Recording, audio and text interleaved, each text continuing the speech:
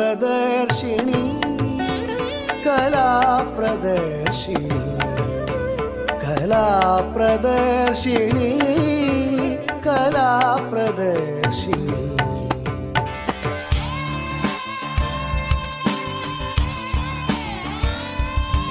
कला प्रदर्शिनी कला प्रदर्शिनी कला प्रदर्शिनी कला प्रदर्शिनी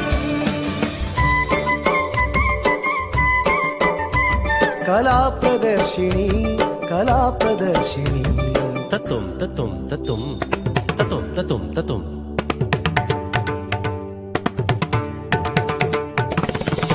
कला प्रदर्शिनी.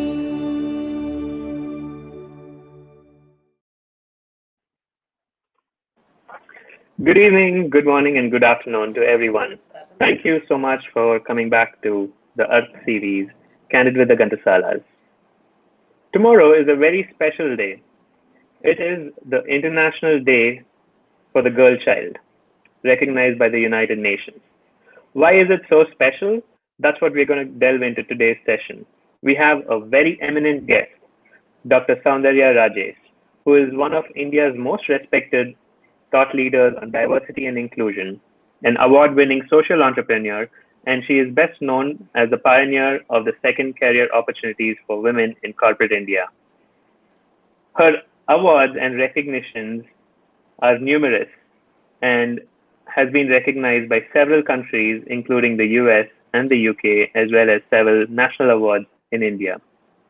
As a banker in her early 20s, Dr. Saundarya Rajesh discovered the anomalies between men's careers and women's careers that existed in the workplace, and a relentless advocate of the potential of the women's workforce participation, and thereby directly and indirectly contributing to India's GDP and national growth. An entrepreneur who created successful growing enterprises such as the Avatar Career Creators, Flexi Career India, and Avatar Human Capital Trust, Dr. Saundarya is also counted among India's early stage innovators in the space of artificial intelligence in HR. Bruhat Insights Global, founded by Dr. Saundarya, provides cutting-edge predictive and prescriptive analytics for hiring solutions. You cannot raise a girl to be ambitious and competitive and then cut off her wings with biased systems, she says. Widely quoted on the women's careers, entrepreneurship, and inclusive leadership, Dr. Saundarya is a highly sought-after speaker at conferences, both national and international, and is a firm believer in integrating work and life. Her best-selling book, The 99-Day Diversity Challenge, broke records in its pre-order window on Amazon, selling out within hours. And this book is highly quoted amongst top leaders in India. We are extremely proud and grateful to have you with us today. Welcome to the Earth series. Good evening. Hi, Mohinder. Hi, Mrs. Ghantasala. It's fantastic to, be here on this platform along with you both. And I must say, this is the first time that I'm, being profiled by a mom and son duo. And that's really cool. And I'm so happy to see that collaboration, and in this level is beautiful. Across generations and countries. Wonderful. Thank you so much. Thank you, Dr. Saundarya. Please call me Saundarya. It's okay. Yeah, that's okay. This is a wonderful name. So we are taken lot of avatar, right from child to teenager to wife, mother, mother-in-law, and finally grandmother, which is apart from our profession. So tell me about your journey. I know it is very, very interesting, but we would like to know more about it. Okay. So it is an ongoing journey. I don't think, I'm anywhere near my destination. And as they say in, the corporate world, we at Avatar, we have what is called as a BHAG, a big, hairy, audacious goal. And that is essentially bringing a 50-50 gender balance in the workplaces of the country. And that is not going to be a journey that's going to be completed anytime soon. So this ongoing journey, I mean, I've spoken about this quite often, but I think, the difference is, you're asking me how did I get into this journey. And I have to tell you that in many cases, especially for social entrepreneurs, it's very personal. Any social entrepreneurship journey always begins because you feel something has to be changed, and you feel that you're not the only one experiencing that, and there's a whole lot of other people who also are part of that problem or challenge or whatever you call it, and then you decide to do something about it. In my case, it was very simple. Soon after I dropped off the workplace, I realized that I needed to, get back to an identity, some identity. It could be that I was working or freelancing or teaching or training, but I wanted to do something. And I realized that organizations, and this is way back in the late 90s, organizations were not very conducive places where women who have taken breaks in career want to come back. So I wanted to address that need. I wanted to check if it's possible to build a business model out of ensuring that organizations not only brought in a lot of underrepresented talent pools into their workplace, but also created a great inclusive culture. So that really has been the journey till now, and it's going on. It's been very, very exciting, and yeah, that's where I am. So, talking about organization and their culture, today there is a lot more visibility and openness in terms of how companies think and how they project themselves. But Yes. one of the biggest things that companies today want to do is differentiating themselves. But still, in India, especially when it comes to women and women's careers, it's Yeah. almost seen as discrimination and not differentiation. And this is a point that I really wanted to highlight because while companies want to do things differently with their HR and bring in new ways of model, especially now with COVID, where a lot more people can work from home, which Yes. gives an added flexibility, to some extent, additional stress. So you have a balance of both. But Yes. can we delve a little bit into differentiation of companies versus the discrimination you've seen companies have with women? Okay. Mohinder, this is quite a deep question. I mean, I thought we were going to have these very generic exchanges, but you've actually gotten right at the heart of the work that we do. Thank you for asking that question. It's called the So Earth series, so it has to be. I know there is deeper meaning. Absolutely, Yes. it's earth after all. Yes. So see, the way it used to work before in India is that organizations would look at the best fit for a particular job, and the best fit would invariably come from the same institutes, would be the same type of people, would be folks who have never taken breaks in career. It would probably be the stereotypical going to work husband who's supported by a stay at home wife who takes care, cooks, cleans, manages the children, does elder care, child care, all these things. So these were very strict notions that organizations had, and you can't blame the organizations because that's how business was done forever. That's how it was. But when the liberalization, privatization, globalization movement happened in India, and this was the early 90s, in fact late 80s I would say, it ushered in a bunch of different organizations, different industries into India, industries which actually saw that women could be a very, very viable talent pool for them. And this also coincided with the birth of many, many institutes of higher learning in India. Lots of engineering colleges, lots of medical colleges, CA institutes, management institutes, computer science institutions, and all of these. And what happened was, you had women entering into education to a very large extent. So you had many women who were graduating out of these institutions. So these two things kind of synchronized. You had businesses which was looking for talent, and you had women graduating out of institutions, and these women wanted jobs. So they kind of they were welcomed, they were hired in multiple numbers, they were wanted in the industry. But the funny thing was, these women invariably were first generation professionals. They didn't have role models, they didn't have moms who worked. In fact, even today, if you look at the Indian woman professional, more than 60% of them have stay at home moms. They've been raised by stay at home moms. So the women, the Indian woman who joined the workplace, she didn't have any role model to look at. So she ended up taking lots of breaks in career. And when she did that, the companies were like, hey, we don't want you to take breaks. Look at the other alternative men. Aren't they managing everything fine? Aren't they going ahead with their careers? So why are you taking breaks? And only if you create a methodology whereby you come to the work and do exactly the way the men do, that's when we will accept you. And that was the hidden message. So when organizations started doing this, the women dropped off, and they didn't find their careers to be sustainable, because the Indian woman, she is someone who wants to be many avatars. And I'm sure Mrs. Ghantasala will agree with me. She's an entrepreneur herself, she's an artist, she's a mom, all of these things. So we want to do all this.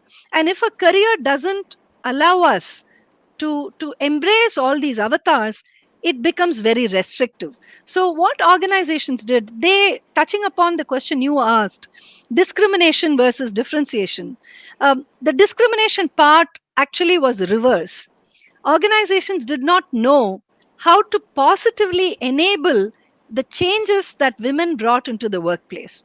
So if anybody who's different from us wants to work with us, or wants to be part of a community that we are part of, initially it's very difficult, because we're used to a set pattern of doing work. And when that other person, different individual, comes in, we struggle. So this was India's struggle, Indian corporate struggle, for almost about 20 years. And only in the past 3 to 4 years have we seen that companies have begun to embrace these differences, these different models of careers, these different ways of approaching life. And they have said that, hey, you know what, it's beautiful, and let's bring all of this into the workplace, and let's really sort of enjoy it. So yeah. Yeah. I have something like I really thank few women in my life. First of all, I should thank my mother, Kamla Narayanan, for Okay. everything what she had given me. And of course, my gurus and my mother-in-law, Mrs. Ghantasala, and now my husband and my son. They've been very strong pillars in my life. They allowed me How to sweet. become a professional, whatever I have taken as an artist. Yeah. And so much of struggles and challenges we meet. But in spite of that, yes, I think blessed to be a woman, I should say, and also an artist. What do you think True. about that? you know um, I must share this with you. uh, so I come from a very large joint family, and I grew up in Pondicherry, beautiful seaside Pondicherry. And I had very many people who influenced me as I grew up. My parents, my father, who had a very larger than life insurance, influence on me. My maternal grandmother. So both my grandmothers, my paternal grandmother and my maternal grandmother, had very different influences on me. But my maternal grandmother, that's my mom's mom, she particularly had a very deep influence on me. And I think it's because she was a career woman in the 60s, in the 50s actually, but in the 60s when I was born. And I actually remember seeing her drive to work in a car in the 70s. And that kind of really stayed with me, because that meant that was so cool for me to see. And Mrs. Ghantasala, you mentioned about your mother-in-law. You said, you have a great relationship with her. I believe that, and I have a wonderful relationship with my mother-in-law. And I believe that, the beauty of the Indian joint family system or the family system is that we never compromise uh, the values that this brings in, just because there are other what can I say, aspirations to be met. And that I see Yes. is something that has really been the backbone of many women's career aspirations. There are so many women, and we have a very Very true. large network of women professionals. It's called Avatar Women. And this avatarwomen.com, which is a portal, and you can visit that portal. We find thousands of women who interact with us, and they speak to us about their choices and what they have done. And one of the things that many women share is the extent of support they get from their mothers-in-law. And many of these women actually say that the mother-in-law says, you know what, I was not able to lead a career like this, I am going to empower you.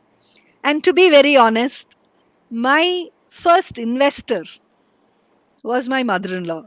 She was the one that actually helped me set up my business. Even today, she's 87, and she has got a mind as sharp as a whip. Even today, she would, when we are sitting and chatting about various things, she'll ask me very, very, simply, like an investor should.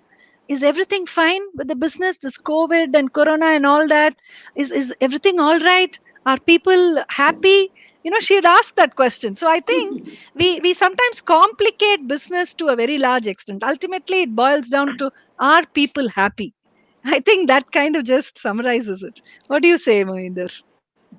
No, I think that's very true because as you were saying, I was recollecting my memories of conversations that my grandmother used to have with my mother, and also she had a big influence on me.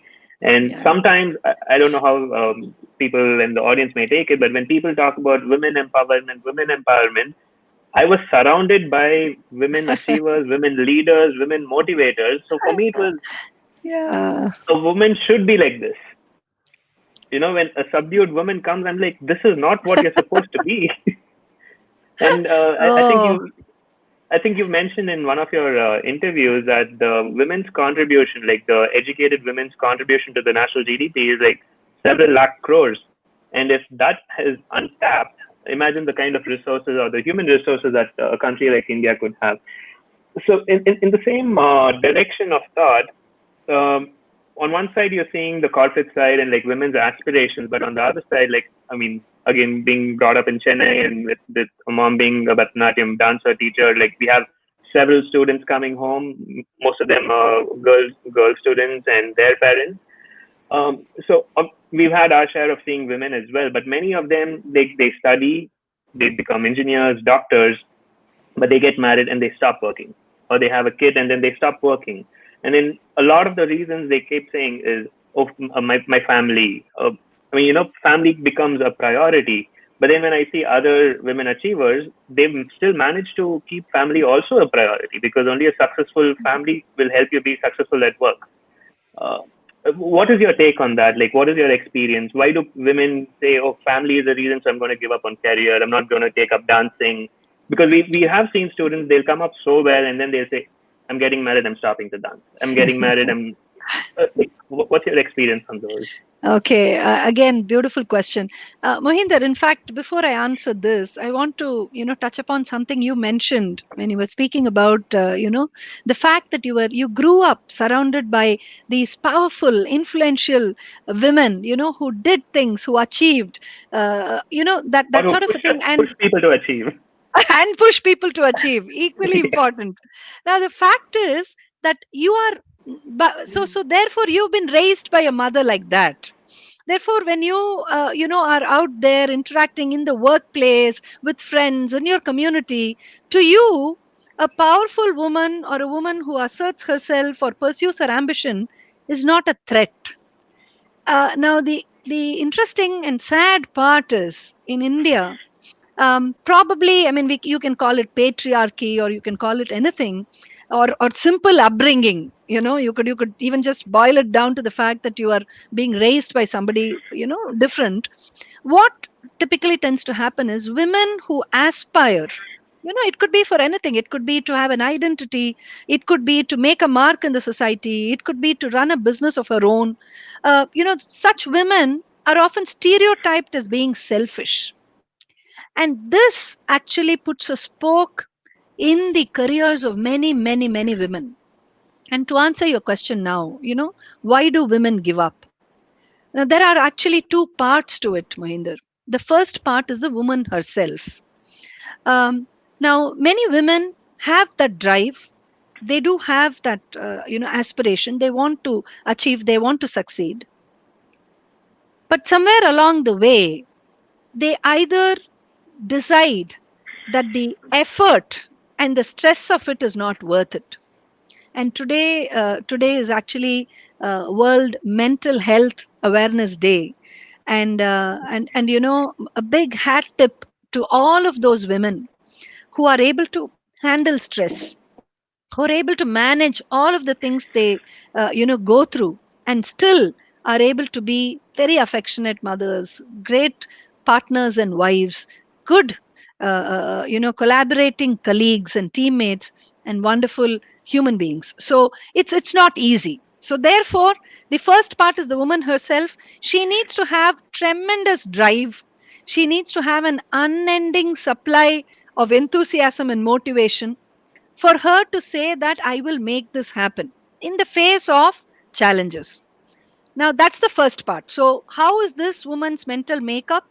Is she ready to put herself through that, strength of saying that I am going to make this happen, come what may, and I will make those arrangements. I will make those necessary adjustments. Have those conversations with family. Have those conversations with children, and all that, and make this happen. That's one part, which is the woman's part.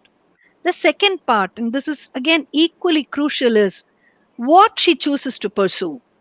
Now, careers are of different types. And in fact, we have at Avatar, we do a lot of research, and I have a fabulous team. Big kudos to my team at this time, and I'd like to, congratulate the team for some amazing work they do. And one of the big parts of that work, which we do, is research, and we have actually identified several career models that women usually employ. And here's where the second part of my answer is. It's very important for women to have enabling workplaces. And by enabling, I'm not talking about some esoteric policies and you have to have all of these things and you have to have a big budget, and so on. No, I'm just talking about the sheer empathy that you bring to the workplace, where you understand that women probably lead life differently. Every one of us leads life differently. Every one of us has different things we want to pursue. And therefore, that empathy translates into enablers, which means it helps you. The woman might want to leave home early. She might want to have staggered working hours. She might want to work flexibly, like what's happening now during the times of Corona. Or she might want to take a break when her kid is, writing his 10th standard. And you know how it is. You went to PSBB, you know how it is during the 10th and the 12th. It's madness. So a typical Indian mom wants to invest time to be there and supportive for her child. So the organization has to actually understand that the organization is a microcosm of society. So I mean, you can't have your wife and your mother be different and your colleague who's coming to the office be totally different. So this is the reason why you find that such drop off. And I must give you a very stark statistic, Mohinder. 48% of all 48% of all Indian women under the age of 30 take a break in career. So, if you're looking at women around you in your own workplace and you find a lot of them continuing after 30, and I'm talking about India, huge kudos to them, because they have actually been that, set of women who have powered through a lot of challenges. And you rightly mentioned the organization that you go into should have this kind of an mental approach. And I'm very fortunate and proud of my previous organization, Deloitte, which is where I started my career. It taught me a Wow. lot. Yeah, it taught me a lot because initially we were all like, we just started out of college straight away. And the first thing that we came up was, it was a program specifically for women. And that's when that made us start thinking, like, why does an organization have a program for women like this? And then Uh-huh. as we went into the details, that's when it really hit us hard, because we came from different backgrounds, from different cities across the world. Yeah. And why specifically organizations need to take a lead on this, that's when it opened up my eyes to, because I took it for granted that like women are the same. In fact, they were more powerful. And through my years in my professional career, I've had several bosses, and the best ones are the ones who really molded me and like, guided me, were all women bosses. Even today, I have a woman boss, like a really strong person, like, but like it's amazing to work and learn with bosses. Um, so Totally. I think women managers, actually, I'm going to go to a different topic slightly here. There is Uh-huh. statistics that women managers are better business leaders than male managers. And one of the biggest things that they bring in is empathy. And a part of it is because how they deal with their lives at home, like being a mother, being a child, being a daughter, whatever, they're able to somehow apply that at the workplace. So they end up being better managers, in fact. Mohinder, I wouldn't actually agree that all women managers are better managers than male managers. It could be a percentage of them, maybe. And I definitely don't want to rush to stereotype, women managers as being better just because they manage a variety of things at home, and they are able to bring that empathy, and they're able to bring that self awareness, and the compassion that we want in the workplace.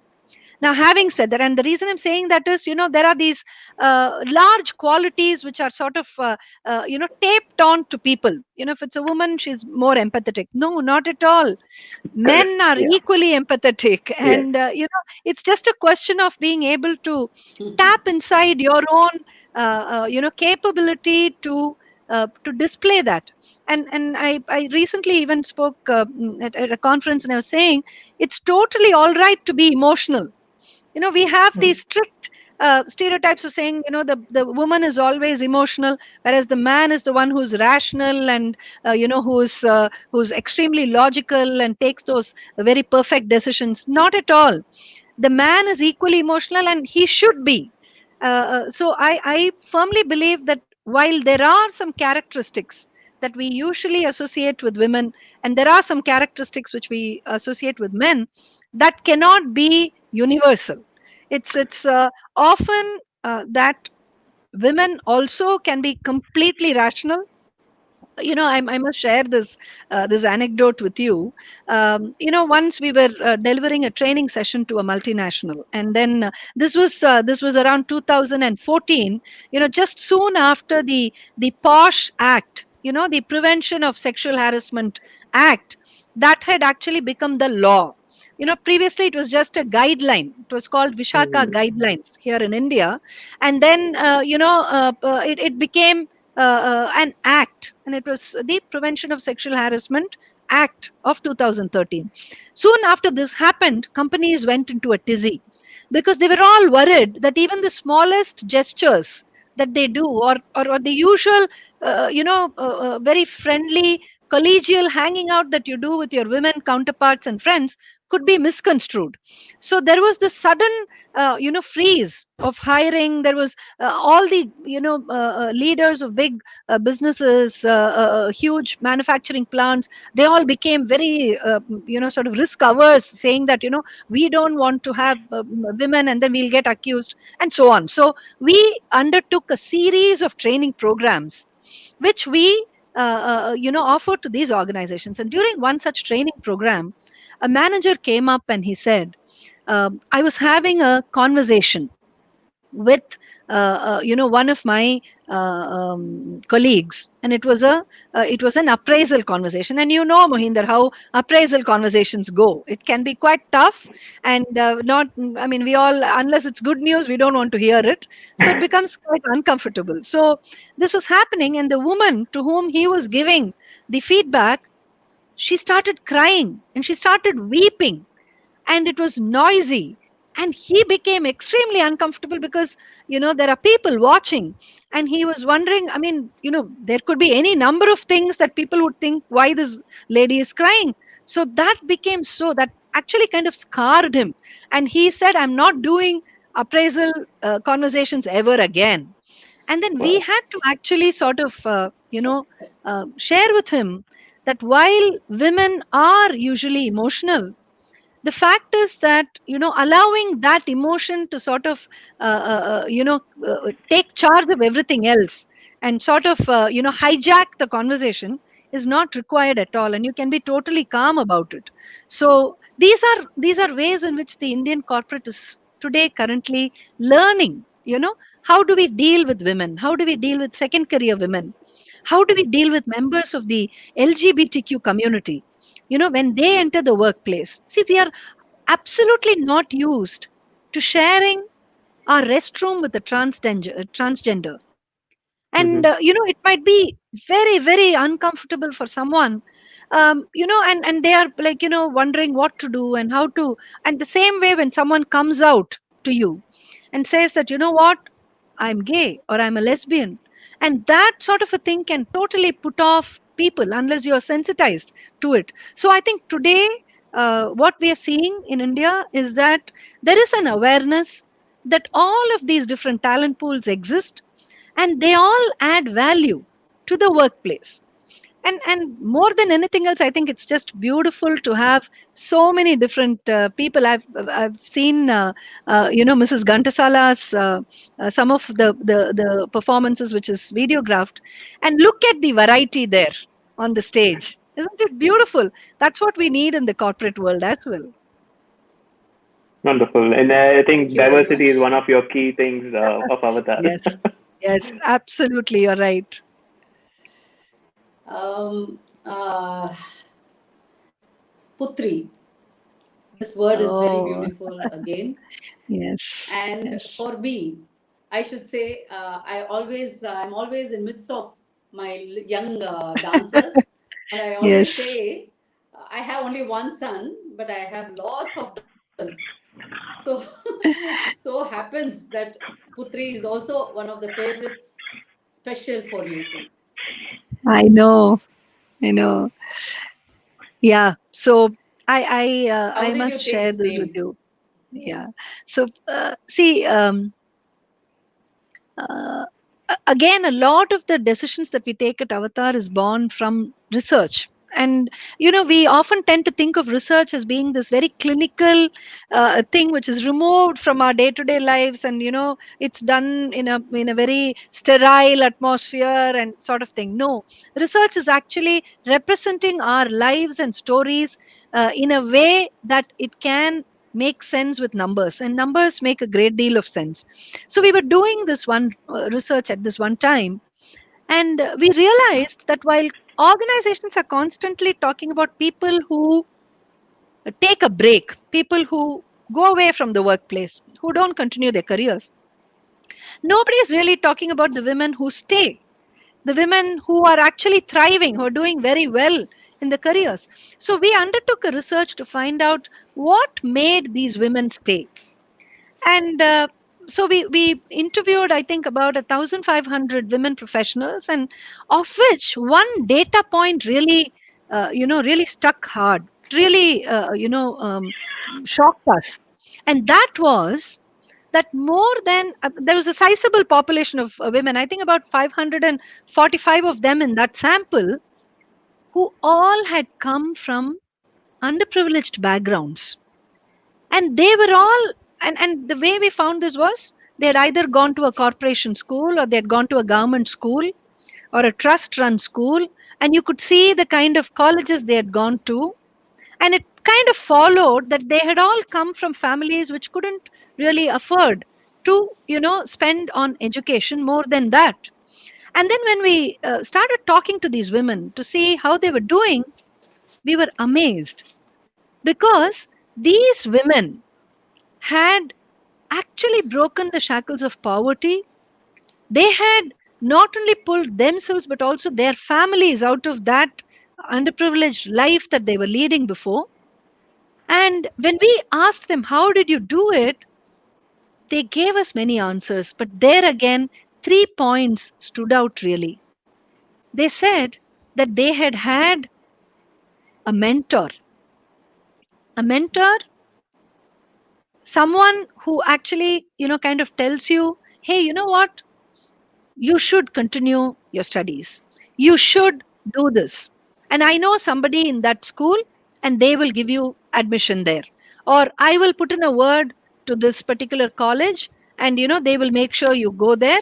And maybe I will sort of pay your fees for you or something. There was this mentor who played a big role in their life. The second thing was they had a role model. And there's this beautiful story that I have to say. One of these women that we interviewed, she was a tailor's daughter, and she speaks about how one day this lady came to her tailor shop, that is her father's shop, and she's wearing this beautiful ID card. And this girl, sort of sees that ID card, and she says, Akka, what is this? Then the girl says, you know what, this is my ID, and I work in that big IT company over there, and they give it to us. And I'm talking about the mid 90s or late 90s, and that's when this has happened. And this girl immediately keeps in her mind, I want to be like this woman. And she actually sort of built her career with that single aspiration of wanting to wear an ID card and belong in a big company like that.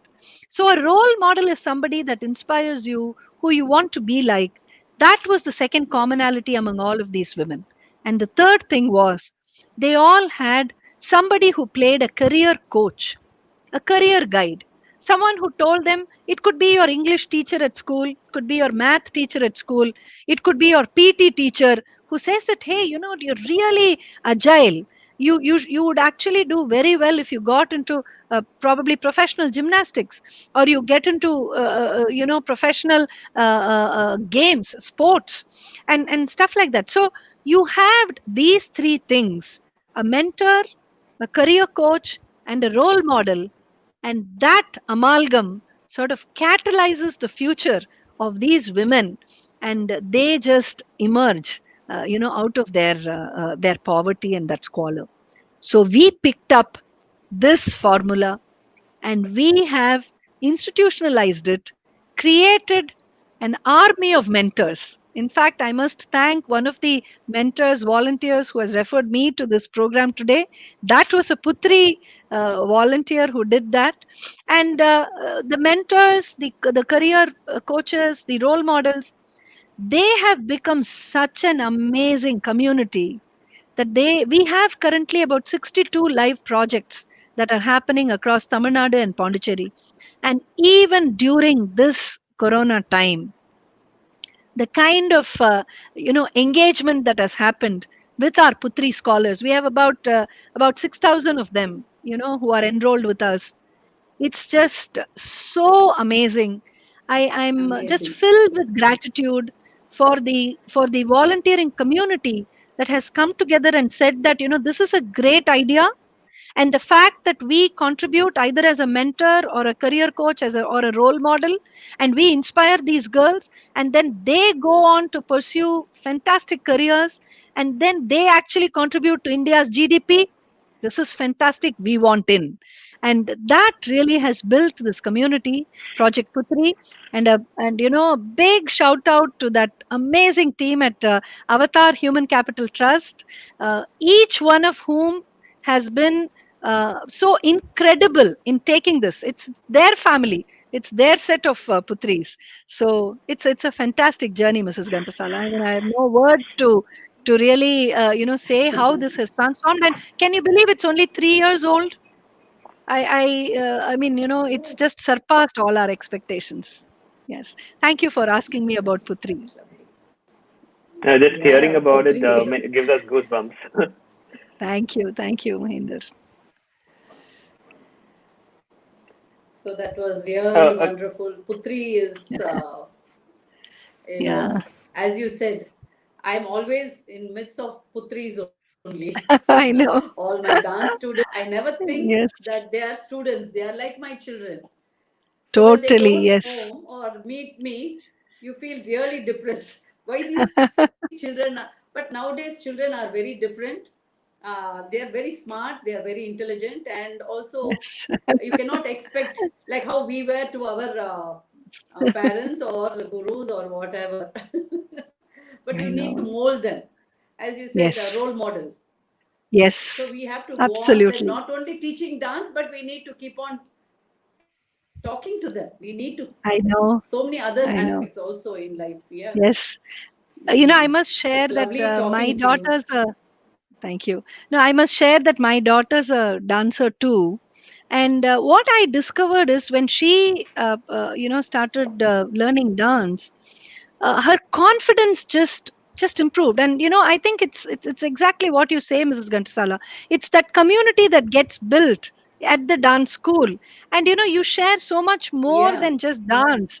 You're talking to each other, and and that atmosphere is so vibrant. It's just brilliant. There's so much of discipline. Real Correct. great Yes. discipline they Yes. learn. Yeah.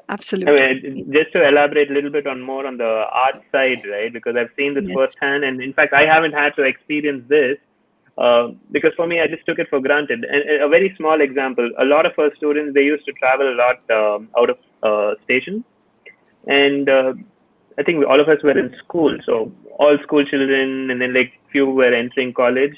But all of us, like, we didn't need to go to a army camp to learn how to be independent. You just go to dance class or you travel for your dance shows. Everyone comes with their own suitcase without their parents. Yeah. Everything just happens. Like the discipline comes in, the confidence, your public speaking skills, and I think those are things that even enables you to succeed in a corporate career. So You said it. learning an You art said it. Yes. So learning an art gives you, it's not just learning music And or learning a Bharatanatyam or something like that. yeah. No, no, no. Very true. When Very we true. travel outside, the parents they have so much of belief that I will take care of them like their mother. So True. the parents they Yeah. are very happy to send their children to abroad, even if it is 2 months or 3 months. We keep traveling. Wow. So it is so nice to interact with the Fantastic. children. And today students they I have learned so much, auntie. Not only dance, but we have learned so much from you. So I feel True. we feel very happy. No, it's fabulous. It's fabulous. So Yeah. there's any So, questions coming up? so switching Is there any to, questions coming up? oh yeah, yes, there are a lot of comments already. I was going to go to the audience comments. A lot of very positive comments over here. We have one of our favorite mentors, Mr. Venkat Changavalli. He Oh, says, oh, wow. Mr. Venkat, how are you? It's great to see you here. and there are definitely a lot more comments coming in Nice. still. So all are very, very positive. Fantastic Thank you. topic. Thank you, Mr. Venkat. Yes, wonderful. So we Great. have a comment here. Not every family gives the support to a woman once she bears Yes. children. It's the need that pushes her to succeed, which is True. True. Absolutely. 100%. Oh, thank you. Thank you. Very inspiring. Thanks, everybody. Thank you. It's so. nice. Coming back to one of the Yes. key Yes. issues from a corporate perspective that women face, and maybe like how you help them deal with it. I think you talked about one of the triangles: prejudice, stereotyping, and discrimination. And coming from again, maybe I'm mistaking here, but I think they're more women are more shy, not as outspoken in the Indian corporate scene. Is this one of the things that you motivate? I mean, you coach them on like the mentor's role to coach them to be more self Yes. confident because they Yeah. have equal ability, right? And Oh yes, oh how yes. do they deal with the triangle? Okay, so it's like this. One of the things which happens with women is that uh, they have not been socialized, as in they have not been taught even as they were growing up that economic independence is very important. You socialize girls more to be adjusting, more to be caring, more to be compassionate, empathetic, all of these things. But not very often do you say that, you know what, you actually have to earn for yourself, you have to be financially independent, and that's very important. Not many girls are taught that. In fact, I have to share that I grew up in in a family where my father was very clear that, we women needed to achieve. But when it came to a crossroads where, I was assessing whether I should continue my career or take a break, he actually told me, you know what, for you the family is important. I mean, your husband's earning, and if you want, you can do that. So please just focus on your family. And that's the kind of advice that most of us get.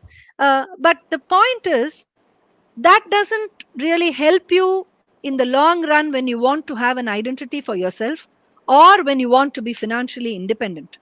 So there is this concept, Mohinder, called career intentionality. And that career intentionality is actually a set of skills that covers all of these things you spoke about. How to be confident, how to aspire for the next level in your career, how to display confidence, without it coming across as abrasive, aggressive behavior. And also at the same time, ensure that you have your eye on your goal. Be goal oriented. So these are all skills which women possess, but they demonstrate it to a much lesser extent than men. And again, I have to share another piece of research we did on career intentionality, and we saw that when women become career intentional, there is just no stopping them, because they bring all of these qualities of resilience, of fortitude, of empathy, of that never say die attitude, and they are a power to reckon with. But to get them on that journey, to sort of trigger that career intentionality in them, that that is what organizations should focus on, and that is the journey on which we at Avatar are on. I think we would have trained at least about 5 to closer to 10,000 women on this concept of career intentionality, and we have seen magical results as a Transition. yeah, transformation as a result of that. They take charge of their career, they're very intentional about it, their language changes, they become way more collaborative, they become they strive for consensus, they don't give up that easily. It is quite magical. So that's I think one of the ways in which women can really reach the fullest of their potential, and that would simply be when they become career intentional. I mean, just for the women professionals out there who are watching this, if you go to www.avatarinc.com, avtarinc.com, and you go to the blog area, you will have all of these researches there. So you can read up on it, and you can understand what we're trying to say when we mean, what we're trying to mean when we say career intentionality. So, No, that's wonderful. Especially, I think it's not just for women. I think even yes, managers, like of both genders, need to know that. I yeah, mean, as a manager, like there were a lot of trainings I had to take, and as you progress in your career, now it's becoming more and more open to even have a yes, discussion. And you brought a brilliant example that about the consensus meeting. I've yes, been in that same position, and without this kind of awareness, it would have been very difficult for me to in a corporate environment to deal with this kind of a thing where true. you have someone who's working with you and you are potentially the cause of them to start crying and everybody's looking out at the window. So I Yes, I think know. uh, Yes. um, so in today's media, I'm going to switch again. In today's media, there's a lot of news. A lot of it, more than news, is noise. At least according to me, personal opinion. And the real impact making changes, or like change makers like you, many times don't even come out onto the mainstream media. For a lot of the activities that you're doing are really making a change, and not just one family or two families, because you have the same proverb: you educate a boy, you educate an individual, but you educate a woman, you educate a community. So the True. power that a woman has is so immense. But what they never bring up is, it's very subtle, but now it's come up with the Me Too campaign. But from a corporate perspective, you mentioned in a few of your interviews, no fear, no favor. That's the attitude a woman should go into. And I think Yes. that's not just from a corporate perspective, right? Like even personally dealing with Yes. other situations. Can you elaborate more on the no fear, no favor? So, uh, pursuing a career is a choice, and the woman has to pursue it um, only if she is really convinced that she wants to experience what it is in its entirety. And by that, I mean that a woman has to look at her career not as a series of jobs, but as one sustained long term effort. And when that is the focus that the woman has and she gets into the workplace, there is a chance that she will come up against a lot of challenges. Today, and I wish to really emphasize this, Mohinder, today there is a great deal of awareness among organizations with regard to how women have to be enabled. This was not the case when I was in the workplace. This was not the case even, say, 20 years ago. Now, the fact that organizations have become very aware means that women today are able to have greater confidence in the fact that when they enter into the workplace, they are going to have a certain set of expectations which will be met. So today we run at Avatar, we have the Working Mother and Avatar Best Companies for Women in India initiative. And in fact, very coincidentally, just a couple of days back, 3 or 4 days back, we announced the winners of the 100 best companies for women in India. And these include some of the most amazing organizations, marquee brands, companies which really are excellent talent magnets, which want the best of talent to come into their organizations. So today I would say with a great deal of confidence that the woman can enter the workplace, assuming that 8 out of 10 challenges that were present before no longer exist. And why am I being conservative and saying 8 out of 10 and not 10 out of 10? Because there is most certainly the odd challenge that arises. There could be problems in the workplace. There could be a manager who's not very, understanding. There could be other problems which come up. But by and large, I think today's Indian woman professional is in a much, much better place and poised to achieve her career ambitions than, possibly her mother or her grandmother. Very true. And this topic was so important to me because I have a daughter, How and lovely. so like we have to be examples to Oh, yes. that's what they're looking at, and the kind of people that you are with. I think that is advantage. Thankfully, we all have, and we're trying to pass it down.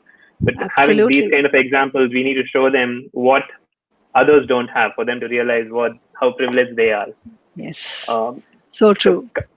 we have 7 minutes more before we finish. Can Yes. you tell the audience, like, how can the audience or people who want be a part of Yes. Avatar or be a part of Putri? Like, what is Oh, it that we can do? sure. Thank you so much. So, Avatar is actually a group of organizations. We are four organizations. We have an offline recruitment company. Then we have an online recruitment company. We have, a consulting, diversity and inclusion consulting company. And then, of course, we have Avatar Human Capital Trust, whose flagship project is Project Putri. So, one of the beautiful things that we find today is because work from home is so institutionalized, has become the golden mean for organizations to work, at least at this time. We are able to have a full fledged work from home arrangement that takes place at Avatar. So we come to office, our office is functional, but only when we have meetings, only when we want to discuss something face to face. So if you are interested in working for Avatar, in the for profit aspect of Avatar, which could be part of Flexi Careers India or Brihat Insights Global, please do drop a line to md at avatarcc.com. That's my email ID. Attach your resume, and and if you're interested in data science, you're interested in content, you're interested in marketing, you're interested in sales, please do reach out, and we have options open, and we'd very much like to have a conversation with you. At the same time, and age no bar, education qualifications no bar. If you are a man who has taken a break in career and you want to come in, and by the way, Mohinder, I must mention this to you, it's actually even easier for women to get back into the workplace after a break. For men, it's so difficult. So, if you are a man and you want to enter into the workplace again after a break, please do reach out to us. If you are, someone who's taken a long break and wants to explore what the world of work is like now, do write in. Or if you're someone who hasn't even ever worked before and you think that, what, this seems interesting and I can work from home, so why don't I try and give this a chance? Please do write in. My email ID is md at avatarcc.com. Right? And now coming to the not for profit, which is Before Avatar. that, Yes. like with all your requirements, is English a mandate in this, or people of That's a all great languages? question. For the for profit, commercial part of Avatar, absolutely English is a must. But now coming to the Avatar Human Capital Trust for Project Putri, we constantly are on the lookout for volunteers, for mentors. If you are versatile and comfortable in both English and Tamil, that would be ideal, because we converse with our Putris both in Tamil and in English. And we also need people who can write content, people who can manage our back end. We have a fabulous back end which was gifted to us by one of our amazing volunteers and mentors from Zoho. And that back end really helps and supports us in keeping track of the way each project runs at Putri. So, so if you are someone who's interested in data entry, or someone who's interested in doing, collating of work, collating of content for the training programs, please reach out to us. You can again write to me at md at avatarcc.com, and I will make sure that your resume reaches the hands of the people that are responsible for these positions. And even more importantly, if you are someone who likes to produce content, you like to produce YouTube films, or you'd like to speak about something, and you write or you paint or you're creative, please write in. We need folks who can inspire our putris, and we'd be delighted to have that conversation with you. Thank you for the opportunity, I Mohinder. really thank Uh, Santosh for Yes. introducing you to us. Oh, He's a thank you. volunteer Thank you, in Avatar. Santosh. Thank you. All right, thank you so That's much, food for thought, Dr. Saundarya Santosh. Rajesh. It was wonderful, enlightening. I hope a lot more of our audience get to see this. I mean, just talking to you, it was so inspirational, and There is a lot of somebody the. Oh, we It have an was, interesting Archana question Chandra. here. yes. Oh, There's of a course. question there. Retired women most welcome. Please write in. Please write in. Okay. We'd love to talk to you. But let me tell you, we encourage talent of every type. You don't even need to have a +2 pass to work at Avatar, and I'm saying this absolutely honestly. But then we do have certain work ethics.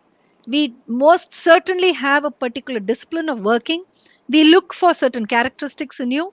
And if you fit in, you're most welcome. You can be retired. You can look for a second career after retirement. Happy to engage with you.